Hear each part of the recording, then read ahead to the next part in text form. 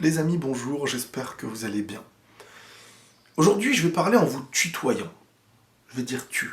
C'est beaucoup plus facile pour moi de m'exprimer quand j'ai l'impression de parler à quelqu'un que quand je dois parler à du monde. J'ai envie aujourd'hui de faire une vidéo que tu pourrais comprendre individuellement et qui pourrait servir collectivement. Beaucoup de gens sont pas heureux aujourd'hui. Je sais pas si toi qui regardes cette vidéo, t'es heureux. Je sais pas si t'as trouvé la paix intérieure. Je te le souhaite sincèrement. Mais je sais pas si c'est le cas. Je sais pas si t'es épanoui dans ta vie. Si t'es content de vivre, si t'es content de te réveiller. Si quand tu vas au travail, t'es à la fois apaisé et quand tu rentres le soir, t'es heureux de rentrer.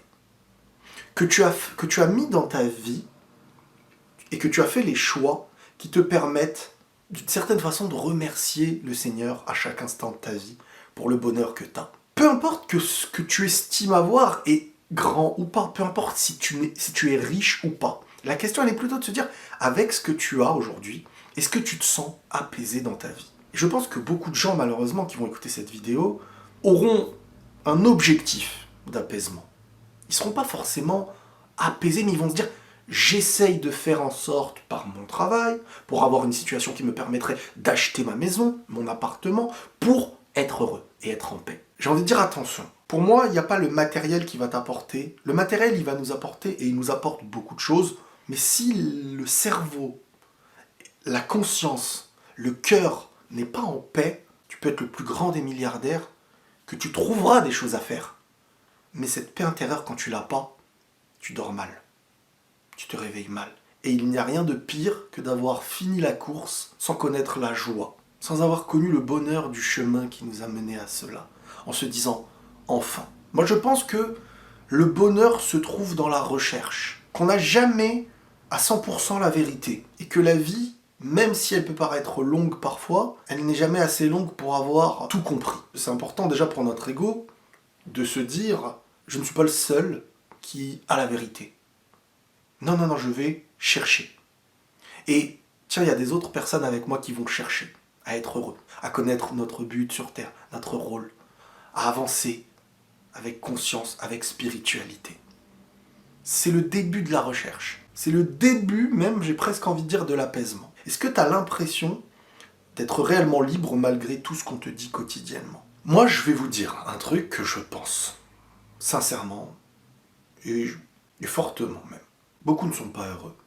On est dans une société qui, au-dessus de nous, a compris que pour que la masse soit utile, tu les mets dans un cadre sans fin, un cercle vicieux. Tu pars au travail, tu passes ta journée, des semaines, des mois, des années, à aller travailler pour recevoir de l'argent. Tu reçois de l'argent qui derrière est forcément taxé. Avant même d'utiliser cet argent pour les choix que tu vas faire, il y a une obligation. Cet argent donc est forcément taxé, tu as des impôts, tu as des loyers, tu dois payer ton internet, ton téléphone, des choses qui aujourd'hui sont clairement presque obligatoires quand on vit en société. Au final, on te donne cet argent pour ensuite avoir à payer l'essence de ta voiture, qui te permettra d'aller ensuite... Ce qui te reste, c'est la plus petite chose pour avoir un peu de survie, dans un moment où tu auras un tout petit peu de temps avec ta famille. On pousse les gens à aller dans les grandes villes, parce que c'est dans les grandes villes où il y a le plus de travail possible. Et l'humain cherche à survivre à travers les codes qu'au-dessus on lui a donnés. C'est pas obligatoire de vivre comme ça. C'est plus sécuritaire, parce qu'on se dit qu'il y a plus de chances de survivre comme ça, mais dans le monde entier, tout le monde ne vit pas comme ça. Je veux dire, la nature permet à beaucoup de gens de vivre. Il y a des gens qui se cultivent, il y a des gens qui mangent de ce qu'ils ont, il y a des gens qui ne sont pas obligés à travailler dans des bureaux où le travail que nous connaissons aujourd'hui.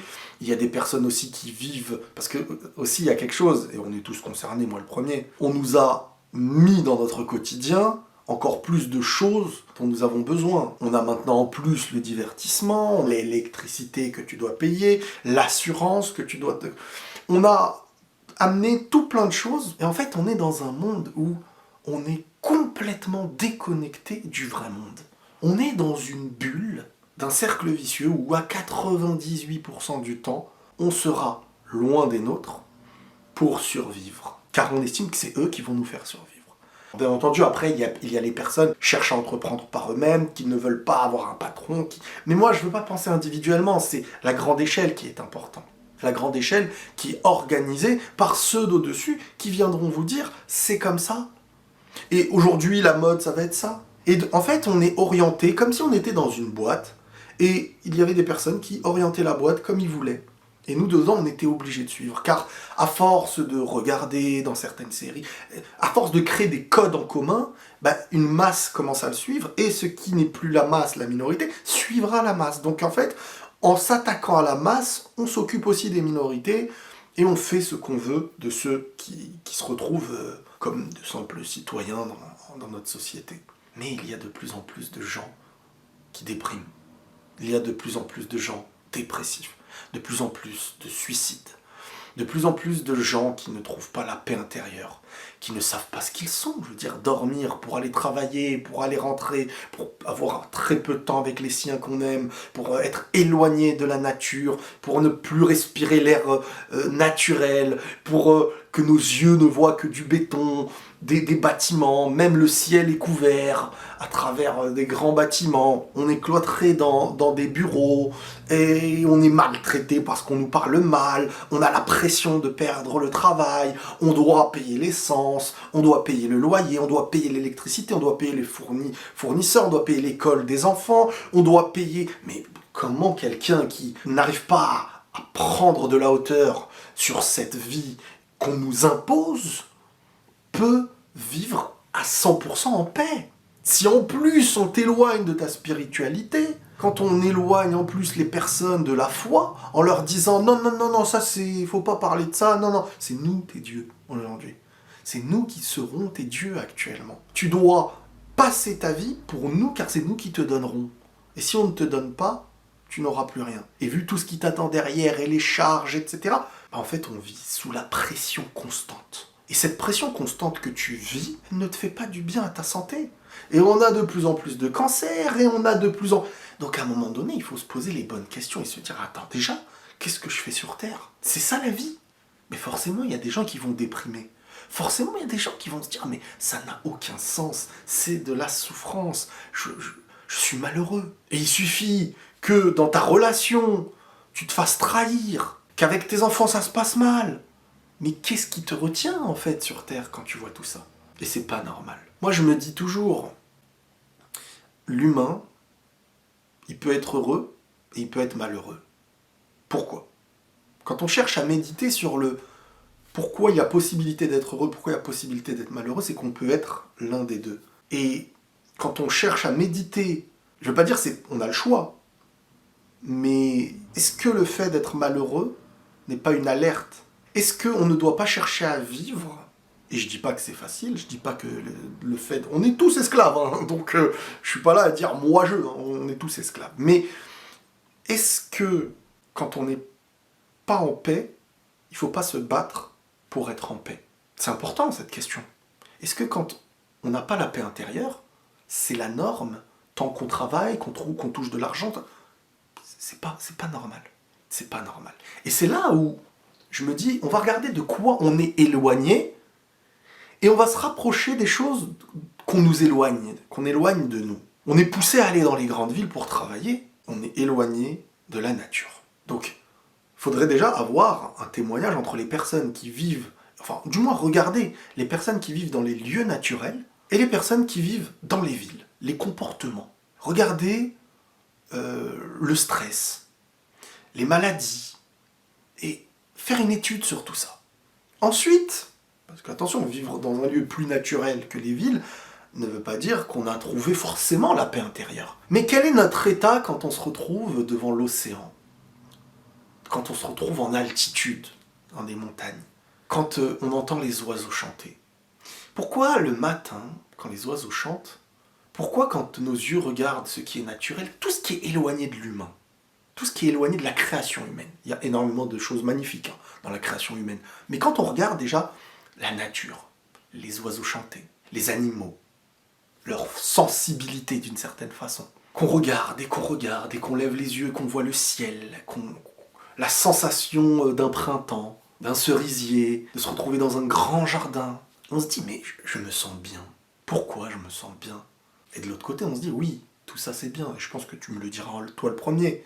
C'est bien, mais c'est pas ça qui va payer mes loyers. Mais vous voyez, déjà, inconsciemment, notre cage, entre guillemets, d'esclaves, de prisonniers, nous fait revenir, nous éloigne de ce bonheur-là. Mais je vous demande pas d'y être éternellement, je vous demande juste de méditer sur ça. Quand on se retrouve avec ce qui est de plus naturel, comme nous sommes un être naturel. Nous ne sommes pas une création humaine. C'est pas un humain qui m'a créé comme les bâtiments, et je fais partie de ce cycle. Des animaux, des insectes, de la nature, je me retrouve dans ça. Et là, je me dis à un moment donné, tout doit commencer par méditer sur ça, cette création. Moi, j'ai la foi. Et plus je vis dans un monde où on éloigne les êtres, je parle même pas religion encore, hein. Là, on est loin du sujet religieux. Je parle vraiment de Dieu aujourd'hui. Je parle vraiment de la foi, du Créateur. Et je me dis, ce qui a été créé de naturel qu'on voit, qui est pour nous une essence, l'oxygène des arbres, l'arbre qui, par ses branches, permet aussi la vie d'animaux comme des oiseaux dans leur nid, qui eux ont un cycle à faire sous terre. C'est pareil avec les insectes, c'est pareil avec les abeilles, les guêpes, etc., le pollen. Regardons la vie. Pourquoi on ne s'arrête pas un petit peu et on ne regarde pas la vie? Est-ce qu'on ne serait pas heureux si on n'était pas dans l'accomplissement de ce qu'on devait être en tant qu'humain? Parce que notre repère, c'est la nature. Comme je vous dis, on fait partie de cette nature-là. Notre repère, c'est pas ce que l'humain a décidé que nous serons pour lui, en plus, pour son intérêt. La nature, c'est accomplir dans l'essentiel, la priorité, c'est l'accomplissement. Quand on voit les animaux, ils sont dans un accomplissement naturel. Quand on voit les fourmis, elles sont dans un accomplissement naturel. Quelque chose d'inné. Alors est-ce que eux ont la conscience comme nous, dans l'idée de « je veux » ou « je ne veux pas », j'en sais rien. Mais c'est important de commencer par le bon commencement. Quel est mon but sur Terre? Quel est mon rôle sur Terre? Et maintenant, quand je ne sais pas, vers quoi je dois me diriger pour savoir? Est-ce qu'un homme va me dire au hasard, chef d'entreprise, non. Il faut aller dans l'ordre. Est-ce qu'il y a un créateur? Est-ce que ce monde a l'air de ressembler à quelque chose qui mène à un but? Est-ce que le fait de voir scientifiquement des choses incroyables, et plus j'en apprends, et plus je me dis, mais comment on peut croire qu'il n'y a aucun sens, qu'il n'y a aucun but, que tout est le hasard? Pour moi, je n'arrive pas à penser comme ça. Et comme je vous dis, je ne parle pas encore religion. Il n'y a pas de débat religion dans cette vidéo. C'est un débat juste de conscience, de recherche. Je discute avec du monde, avec des médecins, je vois l'explication qu'il y a à dans la formation d'un embryon, de ce que l'homme apporte à la femme apporte à l'homme, ce que l'un et l'autre sont, et permet la vie. Pareil pour les animaux, pareil. Quelque chose qui a une continuité de vie, une suite, un déroulement, sans but. On dort sans conscience. J'ai pas conscience de faire ça et de dormir. Et pourtant, rien ne s'arrête en moi. Tout continue d'exister pour me permettre d'exister. Comment on pourrait se dire, tout ça, et cette liberté de conscience que j'ai, n'a aucun but. Et qu'en fait, il faut juste que je survive pour faire de l'argent et mourir. Pourquoi ce mode de vie rend beaucoup de gens malheureux? Il faut se poser les bonnes questions et revenir à l'essence. Je vois beaucoup de gens qui entreprennent ce qu'ils aiment. Vous savez, la vie, parfois on pense ne pas avoir le choix. Parfois on pense être obligé de. Vous savez, vous pouvez faire beaucoup de choses que vous aimez. Vous n'êtes pas obligé toujours d'être esclave d'un monde où on vous dit « T'inquiète, t'es libre, mais fais ce que je te dis ». Vous pouvez choisir, changer, essayer de nouvelles choses. Bouger, le monde il est grand, le monde il est immense. Et quand on voyage, on change de repère et on se dit peut-être que c'est eux qui ont raison, peut-être que c'est eux là-bas qui ont raison, peut-être qu'il y a un peu de raison partout. Mais tu peux pas continuer à vivre en étant malheureux. Tu peux pas continuer à te trouver des excuses en te disant c'est pour ma famille, c'est pour... Oui, il faut pas délaisser, mais tu peux remplacer, parfois avec un peu moins, mais avec beaucoup plus. Le un peu moins peut être financier, mais ce que te demandera ton nouvel environnement sera aussi moins gourmand. Tu auras peut-être moins de taxes, ce sera peut-être moins cher ce que tu vas acheter. Il faut chercher ce qui est essentiel à nous, progressivement, intelligemment, mais vous pouvez être heureux. Être heureux ne demande pas à avoir plus que les autres. Être heureux, c'est savoir ce qu'on a à faire sortir de nous, réussir à épanouir notre être, parce qu'on a tous une fonction un petit peu différente. Certains sont créatifs, certains sont manuels, certains... Je veux dire, chacun peut apporter et trouver un peu plus ce qu'il aime faire dans sa vie. Et comme je vous dis, avec Internet, en plus aujourd'hui, il y a une possibilité de s'offrir à l'autre ou de donner à l'autre de manière beaucoup plus simple qu'avant. Attention à ne pas retirer l'humanité qui existe dans la relation naturelle aussi. Mais attention à ne pas devenir l'esclave à qui on lui dit tu es libre. Vraiment, attention. Et n'oubliez pas de revenir à ce qui est essentiel de notre monde. Et de méditer là-dessus. Sur pourquoi c'est ces endroits-là qui me font du bien.